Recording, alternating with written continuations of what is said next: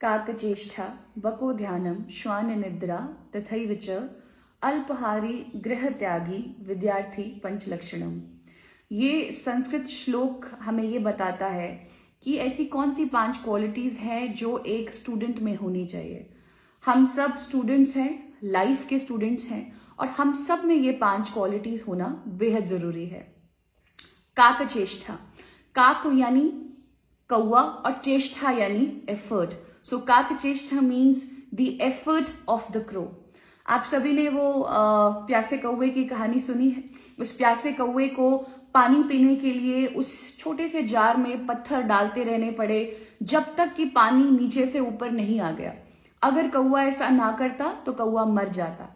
तो हमें भी लाइफ में ऐसा कभी नहीं होगा कि विदाउट हार्डवर्क कोई चीज हमें आसानी से मिल जाए। अगर मिलती है तो आप लकी हैं, लेकिन सबके लिए ऐसा पॉसिबल नहीं है। सो काकचेष्टा रखना एक स्टूडेंट के लिए, हम सभी के लिए बेहद जरूरी है। काकचेष्टा बको ध्यानम।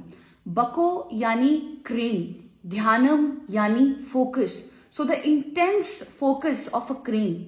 आप लोगों ने देखा होगा जो एक क्रेन होता है वो अपनी एक टांग पे खड़ा रहता है और वो वेट करता है कि उसको एक बड़ी मछली मिले।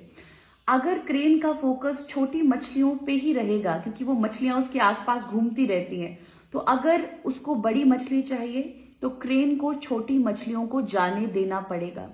ये लाइफ में क्या सिग्निफाई करता है? ये लाइफ में दिखाता है कि अगर आप कोई बड़ी चीज हासिल करना चाहते हैं तो आपको छोटी छोटी चीजों को इग्नोर करना सीखना पड़ेगा।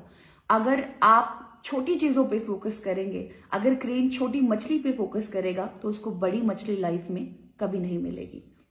काकचेष्टा बको ध्यानम। नेक्स्ट है श्वान निद्रा। श्वान यानी डॉग, निद्रा यानी स्लीप।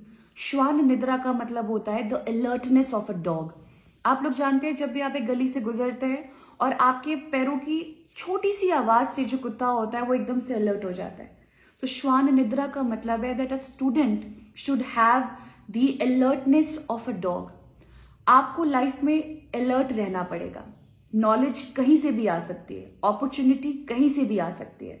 तो वो कहते हैं ना कि होशियार वो लोग हैं जो आई हुई अपॉर्चुनिटी को समझते हैं, क्योंकि अपॉर्चुनिटीज दस्तक आपके दरवाजे पे वो देती रहती है।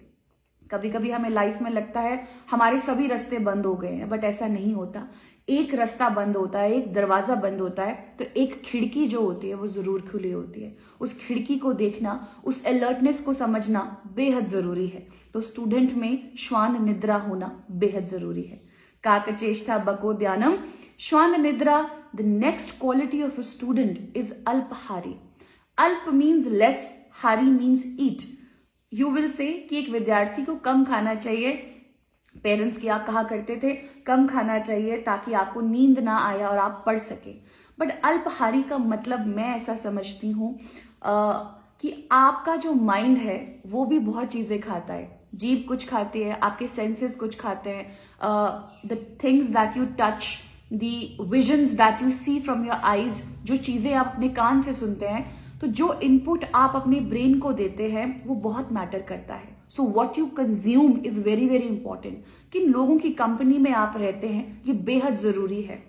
So the things that you put in your mind वो बहुत डिसाइड करेगा कि आप किस प्रकार के इंसान होंगे। जैसी संगत में रहेंगे आप वही चीज करेंगे। एक बड़े महान आदमी ने कहा है कि आप मुझे अपने आप 5 दोस्तों के बारे में बताएं, वो कौन है, मैं आपको आपका फ्यूचर बताऊंगा। तो इट्स वेरी इंपॉर्टेंट आप अपने माइंड में क्या फीड करते हैं। नेगेटिविटी फीड करते हैं, गॉसिप फीड करते हैं, ऑफिस पॉलिटिक्स से घिरे हुए हैं, या बस लोगों में बुराइयां ढूंढ रहे हैं, तो ये चीज आप लोगों को नहीं करनी है। And the last quality of a student यानी the last quality of us जो कि बहुत जरूरी है, एंड दैट इज गृह त्यागी। गृह मीन्स घर, त्यागी मीन्स त्यागना। आप जानते हैं पुरातन भारत में क्या होता था कि बच्चे को बहुत छोटी उम्र में, शायद 9-10 साल के बच्चे को जाना पड़ता था, और बड़े बड़े आश्रमों में उनको तभी एडमिशन मिलता था अगर उनमें काबिलियत है और वो एक छोटे समय से ही उस आश्रम में रह रहे हैं। आश्रम उनको ग्रूम करता था।